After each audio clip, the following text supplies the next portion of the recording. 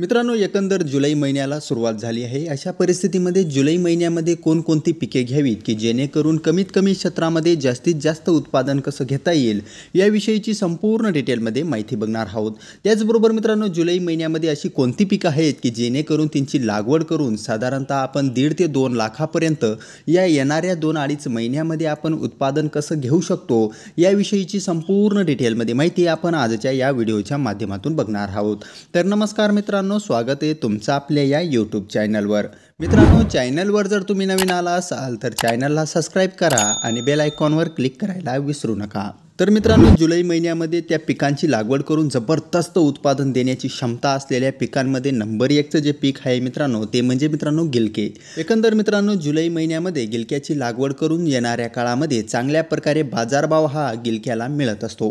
त्यामुळे मित्रांनो, तुम्ही गिलक्याची देखील लागवड करून चांगल्या प्रकारे उत्पादन घेऊ शकतात. मित्रांनो, गिलक्याची जर तुम्हाला लागवड करायची असेल तर नेहमी एक गोष्ट लक्षात ठेवा की मंडप आणि तारकाठीवरच तुम्ही गिलक्याची लागवड करू शकतात.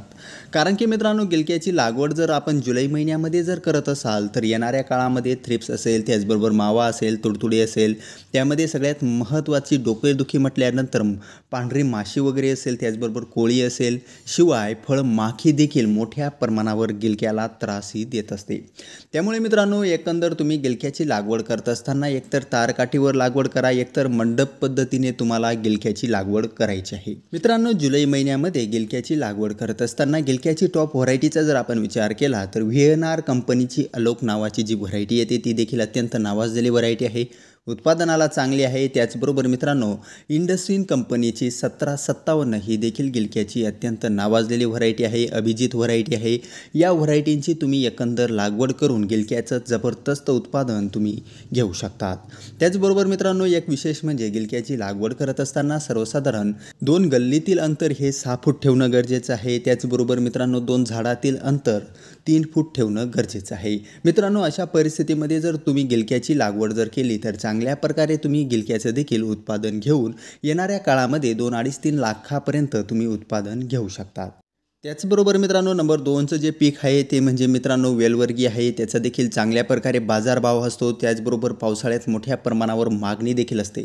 मित्रांनो, ते पीक म्हणजे कारले. मित्रांनो, कारल्याला देखील मोठ्या प्रमाणावर मागणी असते. सर्वसाधारण कारल्याचा बाजारभावाचा विचार केला तर 45-50 रुपये किलोप्रमाणे होलसेलला कारल्याला बाजारभाव हा भेटत असतो. त्याचबरोबर मित्रांनो, कमीत कमी बाजारभावाचा जर विचार केला तर 20-22 रुपये प्रति किलोप्रमाणे देखील बाजारभाव हा होत असतो.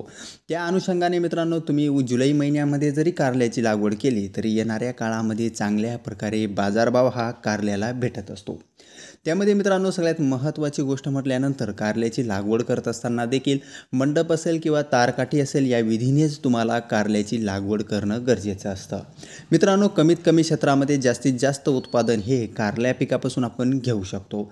एकंदर 2-2.5-3 लाखापर्यंत आपण प्रति एकरामध्ये जर आपण विचार केला कितीही बाजारभाव लो असला तरी देखील 2-2.5-3 लाखापर्यंत आपण उत्पादन घेऊ शकतो. मित्रांनो, कारल्याची लागवड करत असताना ईस्ट वेस्ट कंपनीची प्रगती 065 ही जी व्हरायटी आहे ही अत्यंत नावाजलेल्या व्हरायटी आहेत. या व्हरायटींची तुम्ही लागवड करून चांगल्या प्रकारे उत्पादन तुम्ही कारलं पिकामधून घेऊ शकतात. त्याचबरोबर मित्रांनो, नंबर 3चं जे पीक आहे ते म्हणजे मित्रांनो टोमॅटो. मित्रांनो, एकंदर टोमॅटोचा जर आपण विचार केला तर सर्वसाधारण 12ही महिने बाजारात मोठ्या प्रमाणावर टोमॅटोला मागणी असते. मित्रांनो, टोमॅटोची देखील जबरदस्त व्हरायटीचा जर आपण विचार केला तर त्याच्यामध्ये साहूसारख्या ज्या व्हरायटी आहेत या व्हरायटींची देखील तुम्ही लागवड करून चांगल्या प्रकारे उत्पादन घेऊ शकतात. मित्रांनो, टोमॅटोच्या टॉप पावसाळी व्हरायटींविषयी जर संपूर्ण डिटेलमध्ये तुम्हाला माहिती हवी असेल, त्यामध्ये कोणत्या व्हरायटीची लागवड करावी, कशी लागवड करावी, प्रति एकरमध्ये काय उत्पादन देते याविषयीची संपूर्ण डिटेलमध्ये माहिती आपण ऑलरेडी आपल्या चॅनलवर व्हिडिओ तयार करून अपलोड केली आहे. त्यामध्ये मित्रांनो तुम्ही जाऊन त्या व्हिडिओला भेट देऊ शकतात. त्यामध्ये मित्रांनो, टोमॅटोची लागवड करत असताना सर्वसाधारण 2 गल्लीतील अंतर 5-5.5 फूट ठेवून त्याचबरोबर मित्रांनो त्याच्यामध्ये 2 फूट 2 झाडातील अंतर ठेवून तुम्हाला टोमॅटोची लागवड करायची आहे. मित्रांनो, जुलै महिन्यामध्ये टोमॅटोची लागवड करत असताना उंच जागेवर त्याचबरोबर पूर्णपणे पाणी निघून जाईल अशा ठिकाणी तुम्हाला टोमॅटोची लागवड करणं गरजेचं आहे. जेणेकरून पावसाचं पाणी त्या टोमॅटो पिकामध्ये साचणार नाही याची काळजी घेऊन तुम्हाला टोमॅटो पिकाची लागवड करायची आहे. मित्रांनो, एकंदर 2-2.5-3 महिन्यामध्ये चांगल्या प्रकारे बेनिफिट्स देणारं पीक म्हणजे टोमॅटो देखील तुम्ही ओळखू शकतात. त्यामुळे मित्रांनो, तुम्ही देखील टोमॅटोची लागवड करून चांगल्या प्रकारे उत्पादन घेऊ शकतात. त्यामध्ये मित्रांनो, नंबर 4चं जे पीक आहे ते म्हणजे मित्रांनो झेंडू. मित्रांनो, जुलै महिन्याच्या सुरुवातीच्या काळामध्ये जर तुम्ही झेंडूची लागवड केली तर येणाऱ्या काळामध्ये जबरदस्त उत्पादन तुम्ही झेंडू पिकापासून घेऊ शकतात. कारण की मित्रांनो, पुढे येणाऱ्या काळामध्ये नवरात्र असेल, गणपती असेल, त्याचबरोबर दिवाळी वगैरे या सणाला मोठ्या प्रमाणावर बाजारात झेंडूला ही मागणी असते. त्यामुळे मित्रांनो, तुम्ही झेंडूची देखील लागवड करू शकतात. एकंदर मित्रांनो, झेंडूची लागवड करत असताना झेंडूमध्ये कलकत्ता टाईप नावाने जी व्हरायटी येते तिची तुम्ही लागवड करू शकतात. त्याचबरोबर मित्रांनो, टेनिस बॉलसारख्या व्हरायटी आहेत. त्याचबरोबर इतर काही ज्या व्हरायटी आहेत त्या व्हरायटींविषयी आपण संपूर्ण डिटेलमध्ये व्हिडिओ आपण आपल्या चॅनलवर अपलोड केला आहे. त्यामध्ये मित्रांनो, तुम्हाला झेंडूची कोणती व्हरायटी लागवड करावी याविषयीची संपूर्ण माहिती त्या व्हिडिओच्या माध्यमातून देण्यात आली आहे. त्यामुळे मित्रांनो, तुम्ही त्या व्हिडिओवर जाऊन तुम्ही झेंडूसाठी व्हरायटी निवडू शकतात.